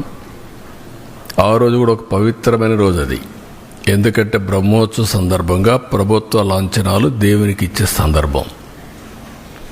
అక్కడి నుంచి మామూలుగా అయితే బతికే సమస్య లేదు. అది నాకు పునర్జన్మ. సాక్షాత్ వెంకటేశ్వర స్వామి దిగొచ్చి నన్ను కాపాడాడు తప్ప లేకపోతే ఏ విధంగా కూడా బ్రతికే సమస్య లేదు. అలాంటివి చూసినప్పుడు దేవుడిని నమ్మకుండా ఉండలేము. ఒకప్పుడు ఇదే అసెంబ్లీలో 2 కొండలు 7 కొండలు కాదంటే మేము అనునిత్యం 7 కొండలవాడ వెంకటరమణ గోవిందా గోవిందా అంటూ నడుచుకుంటూ వెళ్ళేవాళ్ళం. ఆ విషయం జ్ఞాపకం చేశాను. ఇది భక్తుల మనోభావాలు. భక్తుల మనోభావాలతో ఆడుకోవద్దండి అని చాలా స్పష్టంగా చెప్పాము. గడిచిన 5 సంవత్సరాలు వీళ్ళ ప్రవర్తన పరాకాష్ఠకెళ్ళింది. వీళ్ళ అధికారం ఉన్నప్పుడు రాముడి తల తీసేస్తే నేను అక్కడికి పోయి అడగడానికి, వాస్తవాలు చూడడానికి పోతే తిరిగి నా మీద కేసు పెట్టారు. అంతర్వేదిలో రథం తగలబడిపోతే అడిగితే కంతిరీగలు కాల్చాయి, అంతేగాని ఎవరికి సంబంధం లేదని. ఆంజనేయుడి తోక కట్ చేసి పగలు కొడితే అడిగితే ఆ రోజున్న పాలకుల యొక్క గర్వం చూస్తే బొమ్మే కదా, ఏమైపోతుంది, మళ్ళీ ఇంకో బొమ్మ పెట్టుకోండి అని మాట్లాడారు. అదే మరి ఇవన్నీ జరుగుతూ ఉంటే చర్యలు తీసుకోకుండా తిరిగి మా పార్టీలపైనే బ్లేమ్ చేయడం మొదలుపెట్టారు. మేమే చేసి మేమే ఎన్ని బయట పెడుతున్న పరిస్థితికి వచ్చారు. తిరుమల ఈరోజు ఏదైతే చెప్పారో ఈరోజు వచ్చింది కాదు. 2022లో వీళ్ళు పంపించిన రిపోర్ట్ ప్రకారం TFTRI చాలా స్పష్టంగా కల్తీ జరుగుతుందని చెప్పారు. డెలిబరేట్గా తొక్కిపెట్టారు, యథేచ్ఛగా కొనసాగించారు. నేను ముఖ్యమంత్రి కాకమునుపు నేను చాలాసార్లు ప్రయత్నం చేశాం, పోరాడాం. కడాను నేను ముఖ్యమంత్రి అవుతానే నేను నిర్ణయాలు తీసుకున్న దాంట్లో ప్రధానమైన నిర్ణయం, ముఖ్యమంత్రిగా ఫంక్షన్ చేయాలంటే ఒక ప్రిన్సిపల్ సెక్రటరీ ఉండాలి. ఫస్ట్ ప్రిన్సిపల్ సెక్రటరీని పోస్ట్ చేశాను. రెండోది, మానవ సేవ చేయకమునుపు మాధవ సేవ కోసరం, దేవుని సేవ కోసరం నేను ఎన్నికల్లో ఏదైతే చెప్పానో ప్రక్షాళన చేస్తానని దానికోసం టీటీడీ ఈఓని శ్యామలరావుని సెలెక్ట్ చేసి సంతకం పెట్టాను. ఈ రెండు చేసిన తర్వాతనే రెగ్యులర్ కార్యక్రమాలకు నేను వెళ్ళాను. అదే సమయంలో వెళ్ళిన తర్వాత అక్కడ జరిగే పరిస్థితులు చూసి ఇక్కడ పొరపాట్లు ఉన్నాయి కాబట్టి మనం టెస్ట్ చేయాలనే ఉద్దేశంతో అక్కడ శాంపుల్ తీసి ఎన్డీడీబీ పంపించారు. ఎన్డీడీబీలో చాలా స్పష్టంగా చెప్పారు. ఆ విషయమే నేను చెప్పాను. ఈరోజు సిట్ వచ్చింది. అసలు సిట్లో మీరు చూస్తే మొత్తం కెమికల్స్తో, పామాయిల్తో నెయ్యి తయారు చేసే పరిస్థితికి వచ్చారు. ఇప్పుడే కేశవ్ గారు చెప్పినట్టు దాంట్లో మళ్ళీ ఆ కెమికల్స్ కూడా కొన్ని ఆయిల్తో తయారు చేస్తారు, కొంతమంది యానిమల్ ఫ్యాట్తో కూడా తయారు చేస్తారనే పరిస్థితికి వచ్చారు. అంటే దేవుడు అంటే లెక్కలెత్తనం, డెలిబరేట్గా అపవిత్రం చేయడానికి మీకు విశ్వాసం లేకపోవచ్చు. విశ్వాసం లేకపోతే ఆ జోలుకు రావద్దండి. విశ్వాసం ఉండే భక్తుల మనోభావాలు దెబ్బతీయడానికి, లేకపోతే దేవుని యొక్క పవిత్రత దెబ్బతీయడం, ఇది చాలా దుర్మార్గం. ఇది మామూలు కాదు, ఇది మహాపాపం. నేను చాలా స్పష్టంగా చెప్తున్నా. ఇంతవరకు చరిత్రలో వెంకటేశ్వర స్వామి జోలికి ఎవ్వరూ రాలేదు. మీరు ఇంకా చరిత్ర డీప్గా వెళ్తే బ్రిటిష్ వాళ్ళు కూడా వెంకటేశ్వర స్వామి జోలికి రాకుండా మిగిలిన దేవాలయాలు ఇచ్చేసినా ఇక్కడికి వచ్చినప్పుడు మాత్రం వాళ్ళు ఇంకా ఇంప్రూవ్ చేశారు. రికార్డ్స్ కానీ, పద్ధతులు కానీ, సాంప్రదాయాలను కానీ ఇంప్రూవ్ చేశారు. That is the power of God. అలాంటి దేవుడి దగ్గర మీరు చేసిన అపచారం చూస్తే దుర్మార్గమైన అపచారం. ఈరోజు మళ్ళీ నిన్న మొన్న మీరు మాట్లాడుతూ ఉంటే చూస్తే ఎంత దుర్మార్గంగా మాట్లాడుతున్నారంటే, నేను అపాలజీ చెప్పాలి, మేము చెప్పాలి. రెండోది, బూతులు తిడితే కూడా భరించాలి. అంటే మీకు రాజ్యాంగం పైన గౌరవం లేదు. ముఖ్యమంత్రి కానీ, డిప్యూటీ సీఎం కానీ, ప్రభుత్వ అధినేతలు అంటే లెక్కలేతనం. ఎక్కడికక్కడ మీ ఇష్టానుసారంగా రౌడీజం చేయాలి. రౌడీజం చేసి మీరు అనుకునిందే వాస్తవాన్ని ప్రజలు మెప్పించాలి అంటే అంత నిస్సహాయం మేమందరం. అందుకే నేను అందరికీ పిలిపిస్తున్నా. ఇది చూసిన తర్వాత ఎక్కడ కూడా సిబిఐ రిపోర్ట్లో ఇది కల్తీ లేదని ఎక్కడా చెప్పలేదు. నేను అతని స్పీచ్ చూస్తే ఏమనాలో నాకు తెలియదు. కరుడు కట్టిన నేరస్తులు ఏ విధంగా అసత్యాన్ని నమ్మించడానికి ప్రయత్నం చేస్తారో అదే చేస్తున్నారు. నేను ఆంధ్రప్రదేశ్లో ఉండే భక్తులందరినీ ఒక సామాన్య భక్తుడుగా అపీల్ చేస్తున్నాను. రిపోర్ట్స్ అన్నీ మీ రోజుల్లో ఉంటాయి. దేవుని యొక్క పవిత్రత మనం కాపాడుకోవడం మనందరి బాధ్యత. ఫండమెంటల్గా ప్రతి ఒక్కరు, విశ్వాసం ఉండే ప్రతి ఒక్కరు దేవుణ్ణి దర్శనం చేసుకోవడమే కాదు, దేవునికి అపచారం జరిగినప్పుడు, అపవిత్రం జరిగినప్పుడు ఎవరైనా సరే ముక్త కంఠంతో ఖండించాల్సిన బాధ్యత మనపైన ఉంది. తిరిగి ఇలాంటి చేయాలంటే ఎవరైనా భయపడే పరిస్థితి రావాలి. ఈరోజు అందుకనే మేము ముగ్గురం కూర్చున్నాం. ఇది ఇంతటితో వదిలిపెట్టే సమస్య లేదు. ఏదైతే అపవిత్రత జరిగిందో భగవంతుడే మాకు ఈ సంకల్పాన్ని ఇచ్చాడు. భగవంతుడు కూడా ఒక్కొక్కసారి ఆయనకు నచ్చిన విధానం ద్వారా, వ్యక్తుల ద్వారా ప్రజల్ని సమాయత్తం చేస్తారు. అందుకే మాకు ఈ బాధ్యత అప్పచెప్పారు. ఇది దేవుని కార్యక్రమం కింద తీసుకుంటున్నాం, పవిత్రమైన కార్యక్రమం తీసుకుంటున్నాం. ఆ రోజు నాకు ప్రాణభిక్ష పెట్టా అంటే ఆయనే పెట్టాడు. నిన్న ఇన్ని కోట్ల మంది భక్తులు ప్రాణాలు పోగొట్టకుండా కాపాడుకున్నారంటే కెమికల్స్ కలిపినటువంటి ప్రసాదం లడ్డూకు ఒక ప్రసక్తి ఉంది.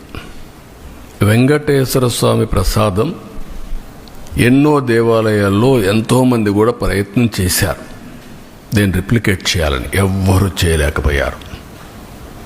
అది వెంకటేశ్వర స్వామికి ఉండే ప్రత్యేకత. అది ఒక్క తిరుమలలో తయారు చేసిన లడ్డు ప్రసాదాలు అక్కడికే పరిమితం తప్ప ఎవ్వరు కూడా రిప్లికేట్ చేయలేరు. ఒకవేళ రెసిపీ తీసుకపోవచ్చు, కానీ అందులో వచ్చే ఇది మాత్రం ఆ టేస్ట్ కానీ ఆ పవిత్రత కానీ ఎక్కడ రావు. ఈ విషయం గుర్తుపెట్టుకోవాల్సిన అవసరం ఉంది. కానీ ఈ 5 ఏళ్లలో మీరు చూస్తే లడ్డు తినాలంటే భక్తులు భయపడ్డారు. తిరుమలకు రావాలంటే భక్తులు సందేహించే పరిస్థితికి వచ్చారు. లేదు, అక్కడికి పోతే ఈ అపవిత్రత మేము భరించలేము, ఇవన్నీ చూస్తే మానసికంగా మేము ఏమాత్రం కూడా ఉపేక్షించలేము అనే పరిస్థితికి వచ్చారంటే ఎంత అపవిత్రత జరిగిందో మీరు ఒక్కసారి గుర్తుపెట్టుకోవాల్సిన అవసరం ఉంది.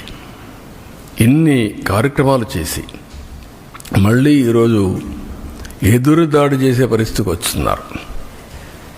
అంటే దీన్ని కూడా డైవర్ట్ చేయడానికి ఎప్పుడు కూడా నేరస్తులు చేసే పరిస్థితి ఏంటంటే ఒక ఇష్యూ వస్తుంది, దాన్ని డైవర్ట్ చేయాలి, దాన్ని డైవర్ట్ చేయడం, లేకపోతే ఏదో ఒక విధంగా దాన్ని స్తంభింపజేయడం. ఇది ఒక పద్ధతి ప్రకారం పెట్టుకొని చేస్తున్నారు. ఇది మంచి పద్ధతి కాదు. మళ్ళీ మళ్ళీ అప్పీల్ చేస్తున్నా రాష్ట్రంలో ఉండే ప్రజలందరినీ, మేము ఒక సాధారణ భక్తులుగా ప్రతి ఒక్కరికి తెలియజేసే బాధ్యత మాది. బాధ్యతలో ఉండే ప్రభుత్వంగా ఇలాంటి తిరిగి జరగకుండా పవిత్రత కాపాడడానికి ఏ చర్యలు తీసుకోవాలని అన్ని చర్యలు తీసుకున్నాం, ఇంకా తీసుకుంటాం. అదే మరి దోషులను కూడా అన్ని విధాలా శిక్షించడానికి అన్ని చర్యలు తీసుకొని ముందుకు పోతాం. ఇది బ్రీఫ్గా.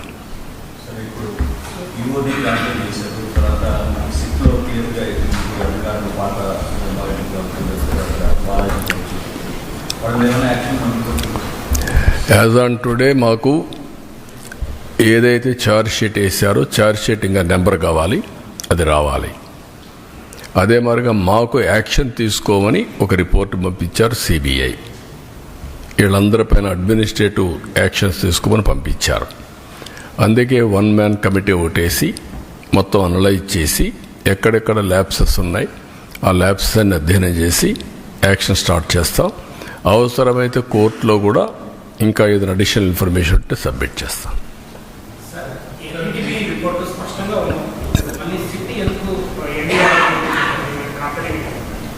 ఏది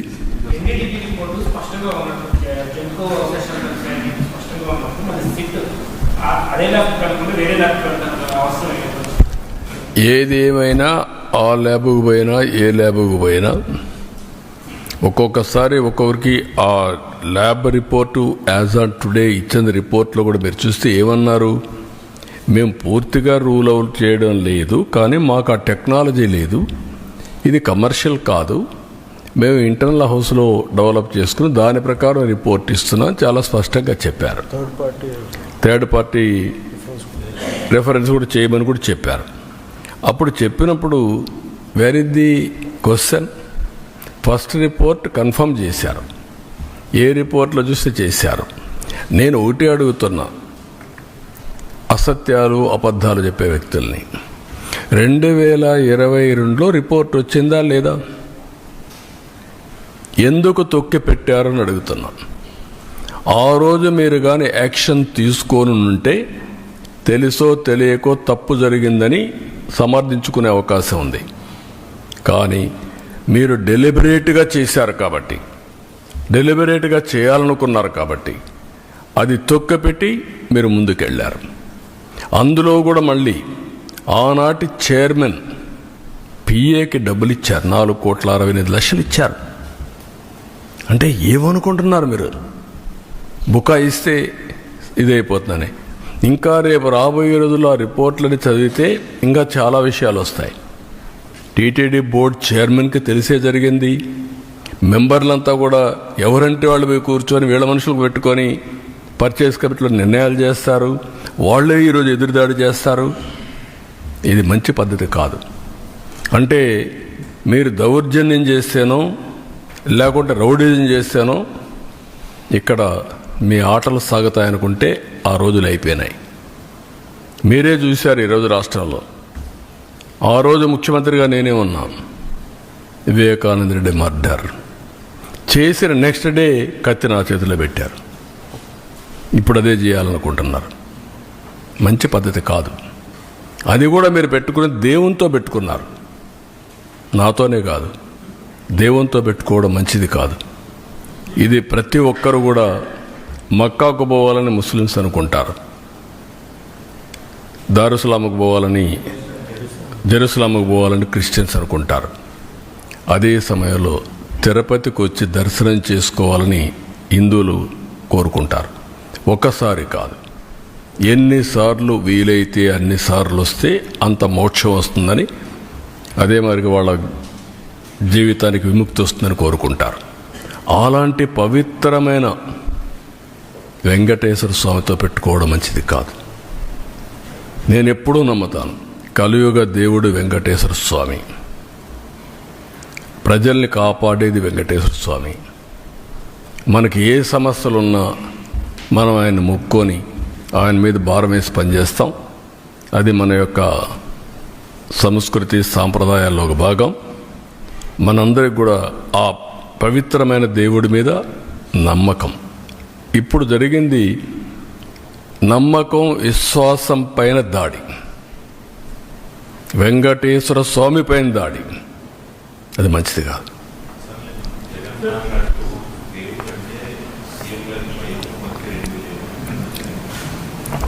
ఆయనకు వెంకటేశ్వర స్వామి మీద భక్తి ఉంటే మొన్న తిరుపతికి వచ్చాడు కదా, నేనేం చెప్పాను? మీరు డిక్లరేషన్ పైన సంతకం పెట్టండి. అది వెంకటేశ్వర స్వామి టీటీడీ సాంప్రదాయాలు. అబ్దుల్ కలాం పెట్టాడు కదా, పెట్టి దర్శనం చేసుకున్నాడు కదా, ఆయనకు నమ్మకం ఉంది కదా, నువ్వు ఎందుకు పెట్టలా? ఎందుకు రాలా? Can you answer this? అంటే నువ్వు ఒక మతస్థుడు కావచ్చు, తప్పులేదు. వెంకటేశ్వర స్వామి దగ్గరికి రావడానికి ఎవరైనా సరే అన్య మతస్థులు నమ్మకం ఉందని సంతకం పెట్టాలి, డిక్లరేషన్ ఇవ్వాలి. నేను దర్శనం చేసుకోవచ్చు. ఎందుకు రాలేదు?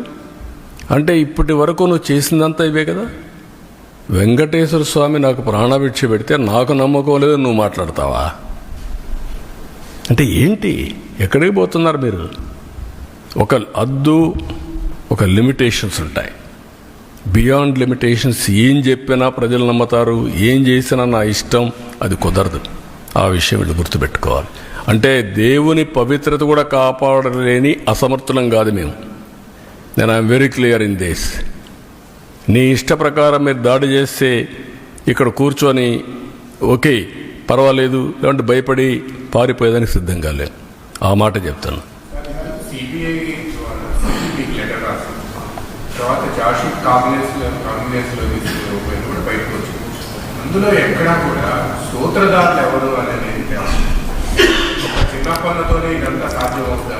బోర్డు మీటింగ్లో 2020 ఫిబ్రవరి 29వ తేదీన బోర్డు మీటింగ్లో తమ్ముడు కేశవ్ గారు చెప్పినట్టు టెండర్ మొత్తం మార్చేశారు రూల్స్ అని. ఎలా సాధ్యమవుతుంది? అంటే బోర్డు మీటింగ్లో మాత్రం ఒక్కొక్కసారి ఇన్వెస్టిగేషన్ ఏజెన్సీలో కొన్ని వస్తాయి. ఇక్కడ సిబిసిఐడి కానీ సిబిఐ కానీ ఇవన్నీ ఉంటాయి. అదే సమయంలో పార్టీలు are free to file in the courts. కాబట్టి అవన్నీ చేసి దోషుల్ని కాపాడడం, దోషుల్ని పనిష్ చేయడం బాధ్యతగా తీసుకుంటాం. ఉండే అన్నీ కూడా ఏ మార్గాలు ఉన్నాయో అన్ని మార్గాల ద్వారా, అన్నింటికంటే అండి మీరు గుర్తుపెట్టుకోవాల్సింది, ప్రజల మనోభావాలతో ఆడుకున్న వ్యక్తుల్ని, దేవుని పవిత్రతని దెబ్బతీయాలనుకున్న వ్యక్తుల్ని ఉపేక్షించే సమస్య లేదు. గవర్నమెంట్ వైపు నుంచి ఏమైనా ఇంప్లీట్ అవుతారు, గవర్నమెంట్ వైపు నుంచి ఏమైనా ఏమేమి పాసిబిలిటీస్ ఉన్నాయో అన్ని విధాలా చేసి నేను ఒక మాట చెప్పాను. ముందు మాధవ సేవ, తర్వాత మానవ సేవ. దేవుడే లేకపోతే సేవ ఏం చేస్తాం? నమ్ముకునేది మనం అందరం డెస్టినీ, దేవుడు. ఆ దేవుడిని ఏ మంచి జరిగినా చెడు జరిగినా దేవుడిని ప్రార్థించి ముందుకు పోతాం. అలాంటి దేవుడికే ఇది లేకపోయినప్పుడు కానీ మనం ఏం చేసినా కూడా ఫలితాలు రావని నా నమ్మకం.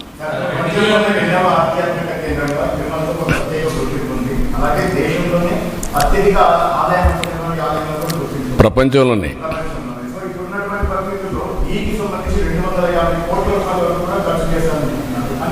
తిరుమల తిరుపతి దేవస్థానం ప్రత్యేకంగా ఒక గోశాలను నిర్మించుకుని దాంట్లో నీళ్ళు తయారు చేసుకుని ఎందుకు ముందుకు ఆలోచన ఏమన్నా వచ్చిందా చేస్తాం?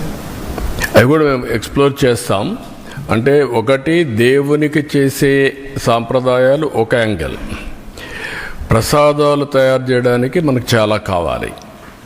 అది అందుకనే ఇంత మునుపు కూడా ఏం చేశారంటే పవిత్రంగా ఆవుల నెయ్యి ఎక్కడైతే తయారవుతుందో ఆ డైరీస్ నుంచే తీసుకున్నారు. దాన్ని వైలేట్ చేయడానికి తక్కువ ధరకు కెమికల్స్ మిక్స్ చేస్తే వస్తుంది కాబట్టి ఎవడైనా పర్వాలేదని వీళ్ళ కమిషన్ల కోసం ఈ పని చేశారు. కమిషన్ కూడా నేను డెలిబరేట్గా వెంకటేశ్వర స్వామి యొక్క ప్రతిష్ట దెబ్బతీయడానికి, పవిత్రత దెబ్బతీయడానికి చేసినటువంటి కార్యక్రమం ఇది. ఇక్కడ డబ్బులు గిబ్బులు అక్కడ కాకపోతే వదిలి కొడతారు, అది వేరే విషయం. కానీ పవిత్రత దెబ్బతీయడం చాలా ప్రమాదం. That is where all of us has to understand. ఏ సిట్ మీద? సిట్ మీద ఎట్లా? ఎందుకు సిట్ మీద కమిటీ ఏంటి?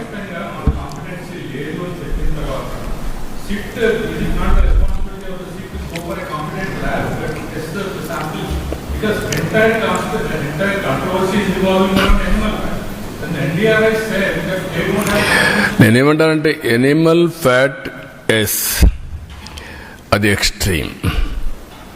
పవిత్రత దెబ్బతీసే విధంగా కెమికల్ గీతో తయారు చేసి ఇస్తారా దేవుడికి? మాట్లాడరు దాని గురించి. ఓకే, నువ్వు సిబిఐ చెప్పింది అంటున్నారు కదా, సిబిఐ చెప్పింది కదా కెమికల్స్ మిక్స్ అయినాయని, కల్తీ అని చెప్పారు కదా, పామాయిల్ అని చెప్పారు కదా, నెయ్యి లేదని చెప్పారు కదా, ఎందుకు మాట్లాడు? మహాపాపం కదా ఇది. ఆ మహాపాపాన్ని గురించి క్షమాపణ చెప్పక్కర్లేదు దేవుడికి? తప్పుకు చెంపలేసుకోవాల్సిన పని లేదా? మీరు 7 కొండలు 2 కొండలు అంటే కాదు, ఇది తప్పు అని చెప్పిన తర్వాత నేను దేవునికి మొక్కుకున్నాను, నేను వచ్చి మొక్కు తీర్చుకుంటానని చెప్పి తిరుపతి నుంచి పాదయాత్ర చేసి 7 కొండలు ఎక్కి దర్శనం చేసుకొని క్షమించమని దేవుని కోరుకున్నాం. మీరు చేసిన తప్పుకు నేను క్షమాపణ కోరుకున్నాం. ఇప్పుడు ఎందుకు పోవరు? మీరు ఏమనుకుంటున్నారు? మీరు అంటే నిస్సహాయుడా వెంకటేశ్వర స్వామి? మనకు నమ్మకాలు లేవా? ఆ నమ్మకాన్ని వమ్ము చేయడానికి కానీ నమ్మకాన్ని దెబ్బతీయడానికి మీరు ఎవరండి? హూ ఆర్ యూ అని అడుగుతున్నా నేను. ఎదురుదాడి చేస్తారా మీరు? ఎవడిచ్చాడు ఈ ధైర్యం? నేను ఒక మాట చెప్పాను, మత సామరస్యాన్ని కాపాడుతాం, అదే మరి హిందూ మతం యొక్క పవిత్రతను కాపాడుతాం. టీటీడీలో కూడా అన్ని మతస్థులు ఉండడానికి వీల్లేదని చెప్పాను నేను. I'm very clear. అందుకే నేను ఆ దేవునితో ఉండే అటాచ్మెంట్తో మీరు చూస్తే ఎన్టీఆర్ అన్నదానం పెడితే నేను ప్రాణదానం పెట్టాను. శ్రీవారి సేవకులు తీసుకొచ్చాం ఎక్కడికక్కడ దీన్ని ప్రమోట్ చేయడానికి. దేవాలయాల నిర్మాణానికి ఇంపార్టెన్స్ ఇచ్చాం. 5,000 దేవాలయాలు కడుతున్నాం. అన్ని క్యాపిటల్స్లో వెంకటేశ్వర స్వామి దేవాలయం కడతాం. ప్రపంచంలో హిందూస్ ఎక్కడుంటే అక్కడ దేవాలయం కడతాం. దేనికోసరం? ఒక భక్తుడిగా నాకు ఈ అవకాశాన్ని ఇచ్చినటువంటి వెంకటేశ్వర స్వామికి సేవ చేయడానికి. ఈ విషయం గుర్తుపెట్టుకోవాలి మీరు. అంతేగాని నా ఇష్ట ప్రకారం చేస్తాను, ఏమైనా చేస్తానంటూ కుదరదు. ఇవన్నీ నేను అడుగుతున్నా, ఇక్కడవన్నీ మీరేం కాపాడతారు చెప్పండి? ఇక్కడుండే మీడియా పవిత్రత కాపాడరా మీరు? ఎందుకు పూజ రూమ్లో పూజ చేస్తున్నారు మీరు? I'm asking. That is where every person in the state, in the country, first of all దేవుని యొక్క పవిత్రత కాపాడగలిగితే, దానికి మనం ప్రయత్నం చేస్తే అదే నిజమైనటువంటి మాధవ సేవ.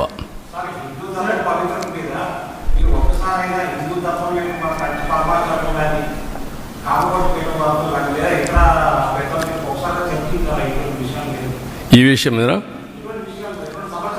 అందుకే దానికి కూడా ఏం చేయాలి చేస్తాం, డెఫినెట్గా అందరూ బ్రీఫ్ చేస్తాం.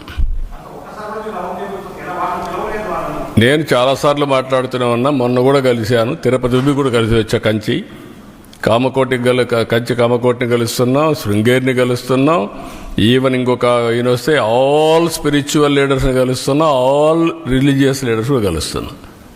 నిన్న కూడా భగవత్ కూడా 1 గంట కూర్చొని 1 గంట 2 గంటలు కూర్చొని మాట్లాడాను. వారు చేసే సేవాభావాన్ని గుర్తించి ఏ విధంగా ముందుకు పోవడం కోసం దేశం యొక్క నేషన్ క్యారెక్టర్ ఇది ఇంపార్టెంట్. నేను అందుకే మీ మీటింగ్లో నేను చూస్తూ ఉంటారు, ఎక్కడి నుంచి వచ్చిందంటే హిందూ కుటుంబ విలువలు ఎక్కడి నుంచి వచ్చింది? లెగసీనే కదా. ఆ లెగసీ ఎక్కడి నుంచి వచ్చింది? హిందూ ధర్మం నుంచి కదా మనకందరికీ వచ్చేది. చిన్నప్పటి నుంచి ఏం చేయాలని మన కుటుంబంలో పెద్దలు చెప్పిన సాంప్రదాయాల ప్రకారమే కదా. మీరు వేరే మతాల్లో ఉన్నారు, వాళ్ళ గౌరవాలు వాళ్ళకు ఉన్నాయి. మనం ఎందుకు చిన్నప్పుడు అనుకుంటాం పెళ్ళి అవుతానే? స్వర్గంలో జరిగింది పెళ్ళి, విడాకులు ఇవ్వడం కరెక్ట్ కాదు. అది హిందూ ధర్మం కాదా? కలిసి ఉండాలి భార్య భర్త పిల్లలు, ఇది హిందూ ధర్మం కాదా? ఈ విలువలు ఎక్కడున్నాయి? ఈ సెక్యూరిటీ ఎక్కడుంది? ఫ్యామిలీ సెక్యూరిటీ, ఇవన్నీ. That is where we derived. We are fortunate. నేను ఇక్కడ చెప్పడం కాదు, ఇంటర్నేషనల్ ప్లాట్ఫామ్స్ చెప్తున్నా ఇది. కాబట్టి ఇవన్నీ మనం గుర్తుపెట్టుకోవాల్సిన అవసరం ఉంది. దీన్ని మనం కాపాడుకుంటూ ముందుకు పోవాలి.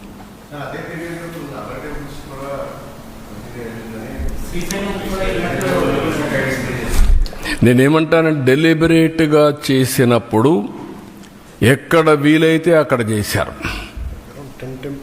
10 టెంపుల్స్ ఇక్కడ చేశారు, 219 టెంపుల్స్ పైన దాడి చేశారు. కడాన వీళ్ళు చేసిన పని దేశంలో ఉండే దేవాలయాలు కూడా వీళ్ళ అపవిత్రత అక్కడ కూడా స్ప్రెడ్ చేసే పరిస్థితికి వచ్చారు. ఎందుకు? మేనేజ్మెంట్లో ఉన్నారు, గవర్నమెంట్లో ఉన్నారు. అది డేంజర్.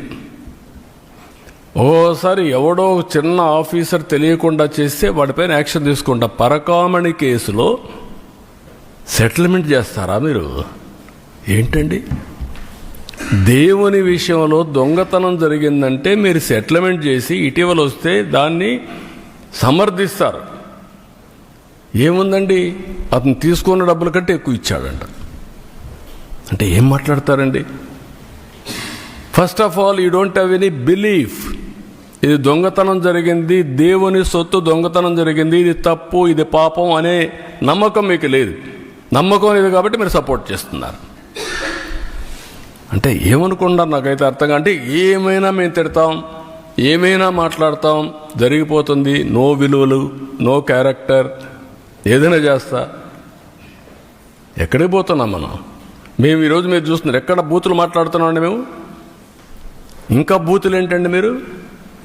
అంటే మీరు ఏమనుకుంటున్నారు నాకైతే అర్థం కాలేదు. నీ ఇష్ట ప్రకారం బూతులు అంటే మనకు ఆ బూతులు విన్న తర్వాత నా జీవితంలో ఒకటేసారి నేను కుంగిపోయాను అసెంబ్లీలో. నా జీవితంలో ఎప్పుడు ఆడాలా, కళ్ళ నీళ్ళు రాలా. ఫస్ట్ టైం నా లైఫ్లో. నా ప్రాణం మీద కూడా, నా మీద 23 క్లెయిమోర్ మైన్స్ బ్లాస్ట్ చేసినప్పుడు మీరు చూడండి నా ఫోటో. భయపడలా. అలాంటి మైండ్ గేమ్ ఆడతారా? క్యారెక్టర్ అసాసినేషన్ చేస్తారా మీరు? ఏమనుకుంటున్నారు? ఇవన్నీ ఉన్నాయి, ఇవన్నీ తర్వాత మాట్లాడతాను. ఇప్పుడు దేవుని విషయం మాట్లాడదాం. ఇక్కడ అన్ని విషయాలు ఏం చేయాలి, హ్యాండిల్ చేయాలి.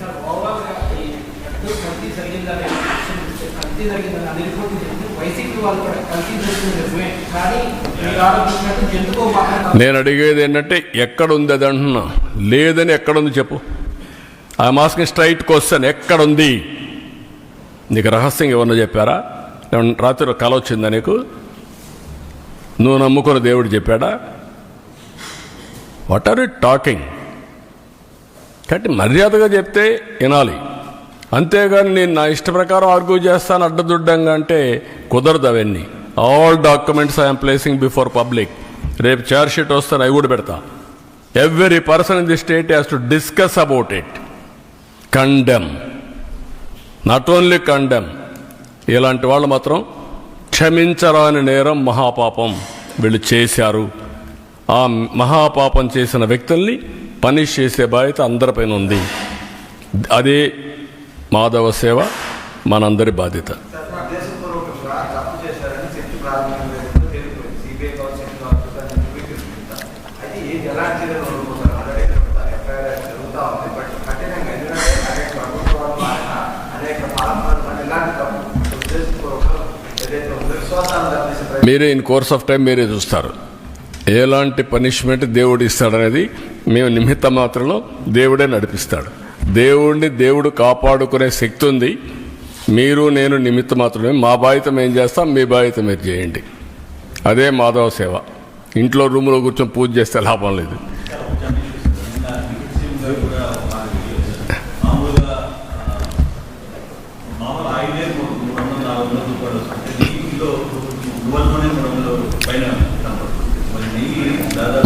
మీరు గుర్తుపెట్టుకోవాల్సిన ఇంటెన్షన్ ఏంటి? ఎలా వచ్చిందని కాదు. ఇక్కడ మీరందరూ కృత్రిమని ఇవన్నీ మాట్లాడుతున్నారు. అది కాదు. కెమికల్ కూడా చేశారు. దేవుణ్ణి అపవిత్రతం చేయాలి, అది ఒక మిషన్. వెంకటేశ్వర స్వామిని అపవిత్రం చేయాలి, పవర్ ఆఫ్ గాడ్ డ్యామేజ్ తగ్గించాలి. దానికి చేసిన కుట్ర ఇది మహాపాపం. అదే నేను చెప్పేది. ఏదో ఒకసారి తెలియకుండా చేశారు, ఎవడో కిందోడు చేశాడు పర్లేదు. డెలిబరేట్గా నువ్వు నమ్ముకున్న ఈవో, నువ్వు పంపించిన ఈవో ప్రీవియస్ టర్మ్ చేశాడు, ఈ టర్మ్లో చేశాడు. ఏం చేశాడు? డబ్బుల కోసం కక్కుర్తి పడింది కాదు. డబ్బుల కోసం కక్కుర్తి పడింది కాదు. ఇది డబ్బుల కోసం. దీంట్లో ఒక కుట్ర ఉంది, కుట్ర కోణం దాగి ఉంది. నీ మనుషుల ద్వారా దేవుణ్ణి అపవిత్రం చేయడానికి చేసినటువంటి మహాకుట్ర, మహాపాపం. ఆ విషయం మీరు గుర్తుపెట్టుకో.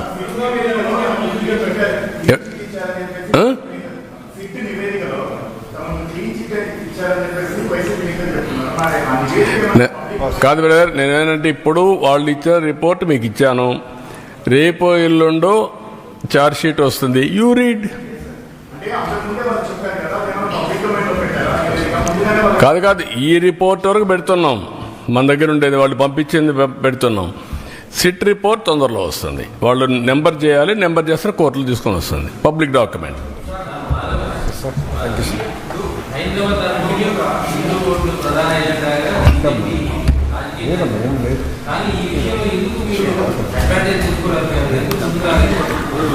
రిపీట్ చేయండి.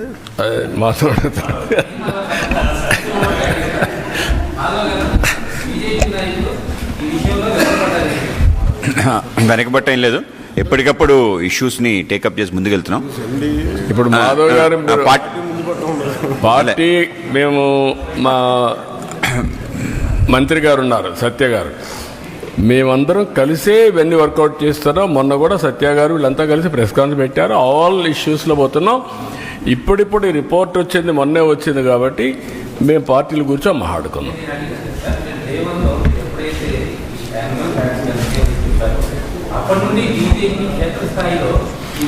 అంటే 3 పార్టీలు మేము అనుకోలేదు కదా. అంతలేక కోర్టుకు పోవడం, సిబిఐ రావడం ఇవన్నీ వచ్చాయి కదా. ఉండడం వల్ల ఎక్కువ మాట్లాడలేం కదా.